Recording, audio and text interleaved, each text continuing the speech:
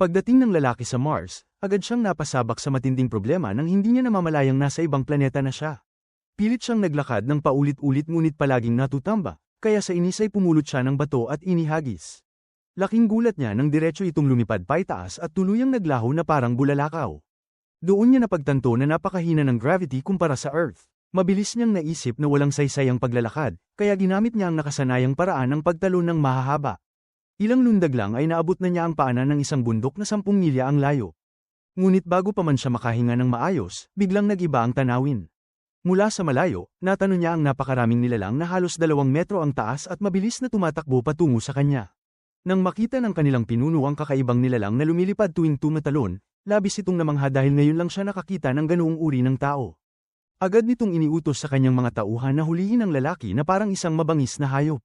Kinaladkad nila siya pabalik sa kanilang tribo at pinilit na magpakitang gilas sa pamamagitan ng mataas na pagtalon bilang libangan. Nang tumanggi siya, nagalit ng husto ang pinuno at ikinulong siya na parang bilanggo.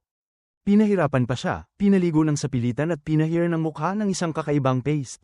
Sa sobrang galit, nagplano siya ng pagtakas pagsapit ng gabi. Subalit bantay sa tarangkahan ng isang dambuhalang asong alien. Dahan-dahan niyang tinanggal ang kanyang mga tanikala at tumalon. Ngunit gaano man kataas ang lundag, palaging nauuna ang aso. Sa pagkadismaya, umakyat siya sa isang mataas na gusali, ngunit sa loob nito ay nadatnan niyang nagsasaya ang mga Martian sa isang piging. Sinubukan niyang lumabas ng palihim, ngunit pumasok ang asong alien at nakatitig sa kanya. Inakala ng mga Martian na ang aso ang may kagagawa ng gulo kaya sila'y umatake. Tumalon siya sa gitna upang pigilan ang labanan, ngunit sa isang suntok lang ay bumagsak ang isang Martian na wala ng buhay. Nagbunga ito ng mas malalang problema at kinabukasan ay inihayag ang kanyang kamatayan bilang parusa. Ngunit bago pa man siya mahatulan, 3 dambuhalang spaceship ang biglang bumaba mula sa kalangitan.